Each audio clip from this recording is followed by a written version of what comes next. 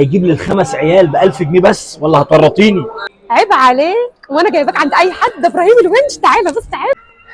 اهلا وسهلا. اتفضل يا فندم، محتاجين ايه؟ اهو اللي هيديك ترنجات وحاجات للعيال. بص، عشان اجيب لك الاخر انا معيش الا 1000 جنيه، فخمس عيال يجيبوا لي ايه؟ معاك 1000 جنيه؟ ده انت محدش زيك، ده انت هتكسي العيال وامهم معاهم يا عم. ما شاء الله عليك، ده طلع جامد جدا. قلت لك ده انا جايباك عند ابراهيم الونش. اما نشوف. ادي عيل 2 3 4 5 3 قطع وامهم وطرحتها كمان اهو. قلت لك شفت الجمال والحلاوه اللي ده ب 1000 جنيه؟ عيب عليك عيب عليك. بيتك معاك يا 1000 بقى تانية؟ ليه؟ عشان اجيب بقى تاني خمس. ما هو فرصه، ده عرض بيقول لك. عرض؟ لا، هو العرض بقى للناس اللي عندنا بقى. اي حد عندنا وبيتابعنا